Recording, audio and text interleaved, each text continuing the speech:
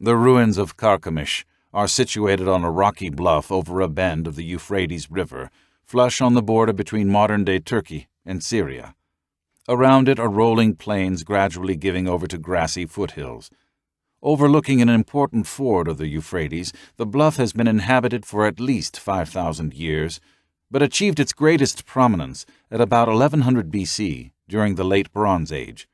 At that time, Carchemish was a principal city of the Hittite civilization, centered in the Anatolia region just to the north, and was well known to both the Egyptian pharaohs and the authors of the Old Testament. The Bible contains several references to the city, including a battle waged there between the Babylonian king Nebuchadnezzar and Pharaoh Necho II in the 6th century BC. This small corner of the Ottoman Empire was the place where T.E. Lawrence came to feel a deeper sense of belonging than anywhere else during his lifetime. Having wheedled his way onto David Hogarth's archaeological expedition, Lawrence first reached Carchemish in February 1911. As the junior assistant on the excavation, his official duties were to photograph and sketch the dig as it progressed, as well as to keep a catalog of its various finds. His job quickly expanded far beyond this. As one of just 2 Westerners permanently on site to oversee a crew of some 200 local workmen, Hogarth, although the overall administrator, would visit Carchemish only intermittently. Lawrence soon came to be something akin to a construction foreman. In this role he discovered, perhaps as much to his surprise as anyone else's, that he was a natural leader of men. But it was not merely this that made Lawrence a leader. He seemed to possess an instant affinity for the East, and in that affinity, an almost instinctive appreciation for how its culture worked. By now quite fluent in Arabic, in Carchemish he labored ceaselessly to deepen that knowledge. He did so by quizzing the men in his work crews, by visiting them in their homes, by taking painstaking notes on all he learned. From their folkloric tales to their views on politics, to charting out the complicated clan structure that determined regional allegiances, Lawrence gradually came to know this small corner of northern Syria and its people better than probably any other European of the time. Of course, there is nothing more endearing than attention. To the extent that workmen at Carchemish, drawn from the nearby town of Jarablus, had ever had prior dealings with a Westerner, it had undoubtedly been of the most cursory and servile kind.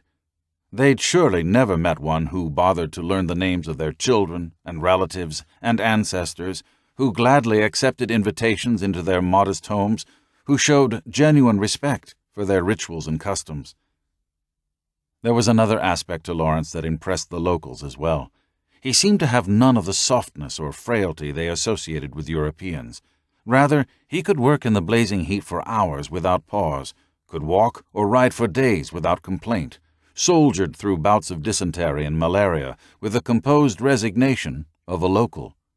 To the Arabs of Jarablus, most everything about Lawrence spoke of a toughness, a stamina, and an austerity that made him seem less like a European and more like themselves. In Arab tradition, they rewarded that sense of kinship with a fierce and abiding loyalty. This cut both ways, for the longer he stayed in Syria and the more he was accepted by the locals, the less Lawrence came to think and act like a Briton.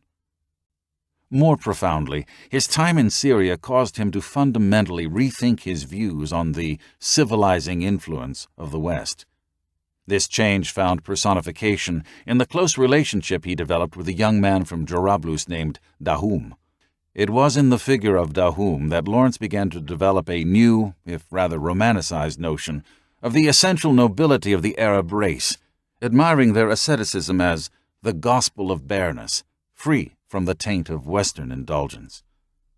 Writing his parents in 1911 from Jarablus, in a letter where he first introduced Dahum as an interesting character whom he wished to help, he evinced views quite at odds with a British colonial sensibility. Fortunately, there is no foreign influence as yet in the district. If only you had seen the ruination caused by the French influence, and to a lesser degree by the American, you would never wish it extended. The perfectly hopeless vulgarity of the half-Europeanized Arab is appalling. Better 1,000 times the Arab untouched. The foreigners come out here always to teach, whereas they had much better learn." This wasn't a preoccupation one normally associated with an archaeologist. Even David Hogarth, despite his great affection for his protégé, was never convinced that Lawrence truly had the heart or temperament of a scholar.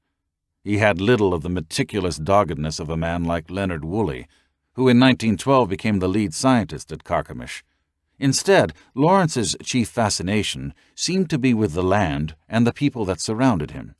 It was there where his passion lay. This passion also gave Lawrence a unique perspective on one of the more momentous developments of the early 20th century, the protracted death throes of the Ottoman Empire. Most other Western eyewitnesses to that spectacle resided in the cities of the Middle East. Lawrence was one of the few who watched it play out in the countryside, where the great majority of Ottoman subjects still lived.